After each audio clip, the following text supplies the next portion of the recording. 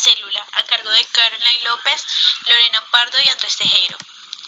Las células son las unidades más pequeñas de los seres vivos. Ellas reciben el nombre de unidades anatómicas y fisiológicas, pues encierran en sí mismas todas las propiedades y características de la vida. Se distinguen unas de otras por el medio que las rodea, gracias a su membrana. Tienen un metabolismo propio y pueden reproducirse entre ellas mismas. Toda célula procede de otra célula anterior. La célula animal es aquella que compone diversos tejidos animales. Es funcional y necesaria para generar diversos procesos indispensables para la existencia de los animales.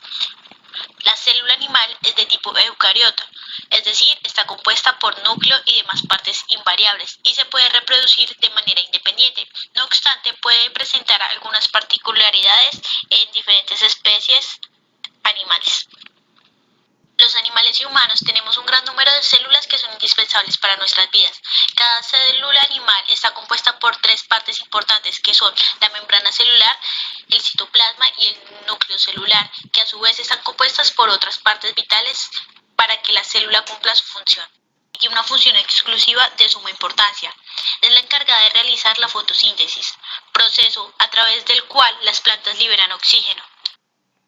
Las células son la proporción más pequeña de materia viva capaz de realizar todas las funciones de los seres vivos, es decir, reproducirse, respirar, crecer, producir energía, etc. Existen dos tipos de células con respecto a su origen, que son las ya mencionadas, la célula animal y vegetal. En ambos casos presentan un alto grado de organización con numerosas estructuras internas, delimitadas por membranas. La membrana nuclear establece una barrera entre el material genético y el citoplasma. La mitocondria de interior sinuoso convierte los nutrientes en energía que utiliza la planta.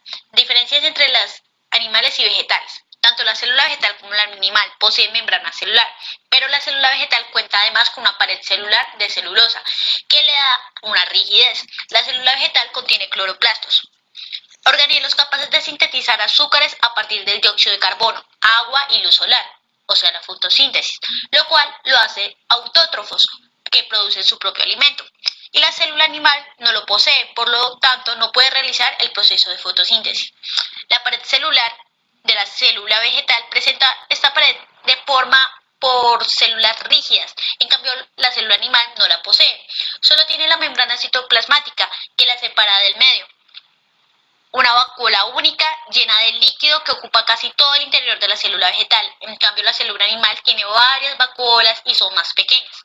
La célula vegetal puede reproducirse mediante un proceso que da por resultado células iguales a las progenitoras. A este tipo de reproducción se llama reproducción asexual.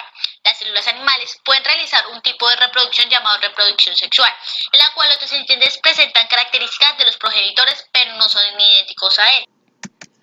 División celular o reproducción celular. Las células se reproducen duplicando tanto su contenido nuclear como el citoplasmático y luego dividiéndose en dos.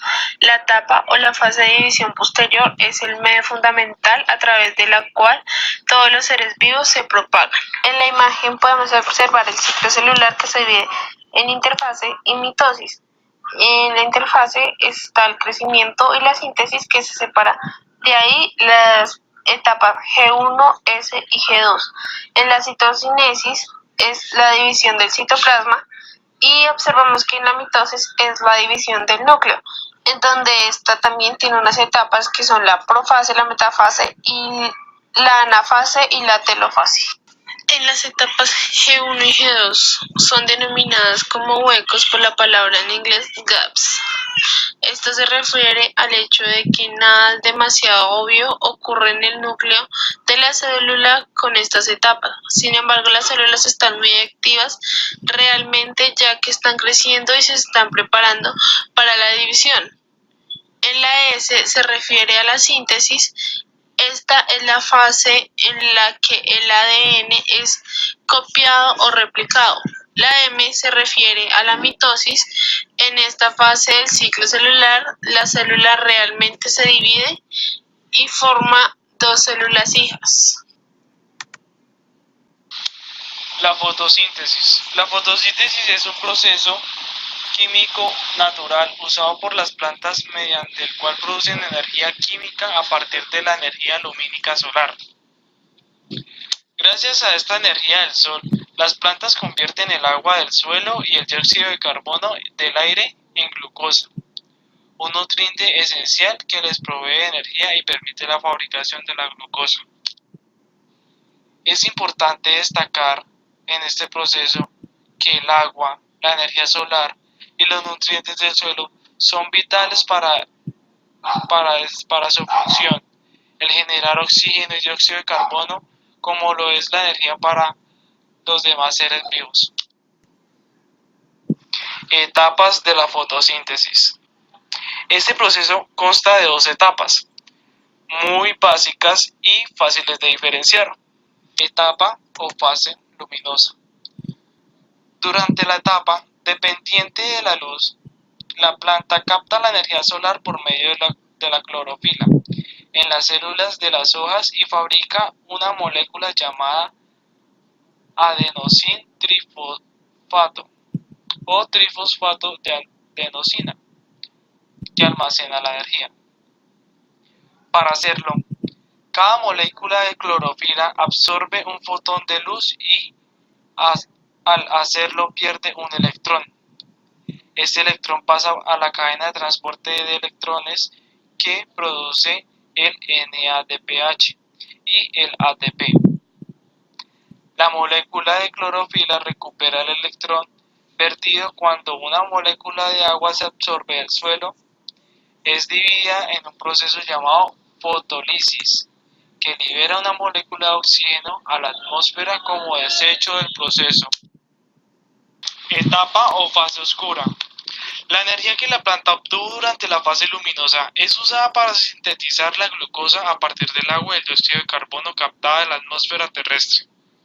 Se le llama fase oscura porque, a diferencia de la anterior, no necesita luz solar. La enzima rubisco captura el dióxido de carbono de la atmósfera y en otro proceso llamado el ciclo de Calvin usa el NADPH y el ATP creados en la fase luminosa y libera azúcares en 3 carbonos que pueden convertirse luego en sucrosa o almidón. Se utilizan 6 moléculas de dióxido de carbono para generar la molécula de la glucosa. El ciclo de Calvin, también conocido como ciclo de Calvin-Benson. Este consta de 3 etapas. Etapa 1. Fijación del carbono. Se usa el difosfato de ribulosa para formar PGA, ácido de 3 fosfoglicérico. Etapa 2. Se reduce el PGA a un azúcar usando el NADPH y el ATP de la fase lumínica. Etapa 3. Se regenera el difosfato de ribulosa.